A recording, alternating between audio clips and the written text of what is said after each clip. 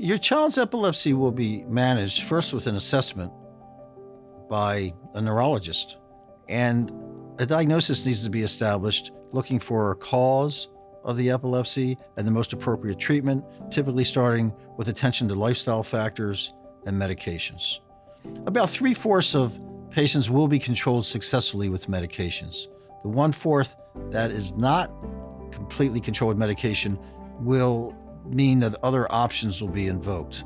Dietary options, surgical options, something we call the ketogenic diet, or variants of that, such as the modified Atkins diet, we use in a special dietary program we have right here at Boston Children's to treat epilepsy. And then there are more and more surgical options, because if someone is not responding to medication or dietary therapy, we will look at surgical options, which could mean removal of a seizure focus, to new minimally invasive procedures such as using a laser to heat up, or what we call ablate the seizure focus, to new options that are like pacemakers.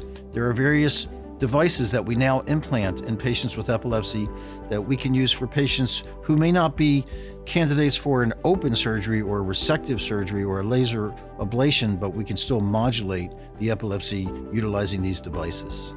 Here at Boston Children's, we have a comprehensive epilepsy center.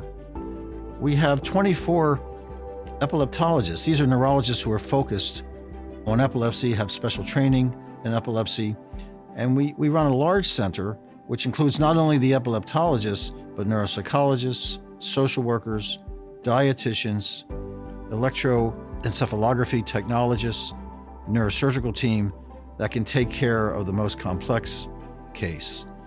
Epilepsy care runs a wide gamut, from isolated outpatient visits, sometimes with additional help from the neuropsychologist or a therapist.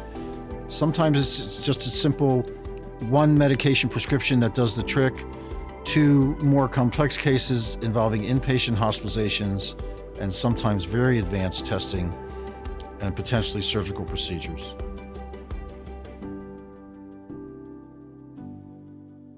Epilepsy care has undergone transformation over the last several years to decade. For one thing, the available medications have exploded in number and quality. Not all patients respond to medication, but there is increasing use of not just the ketogenic diet, but other diets for epilepsy, and there is much more use of invasive procedures, surgical resections, laser ablations, neuromodulatory technologies such as pacemaker type of equipment that is now used for the treatment of epilepsy. Furthermore, the mapping of the human genome that really occurred starting in the 90s and in the early 2000s has revolutionized our ability to diagnose epilepsy in many cases in which we never knew the diagnosis.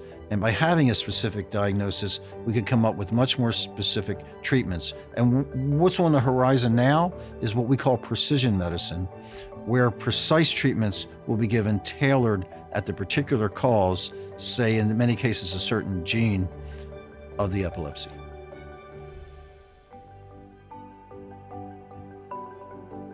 My hope for patients with epilepsy is to feel normal. This problem with seizures can affect a person 1% or less of the time, and 99% or more of the time, there may be no seizures.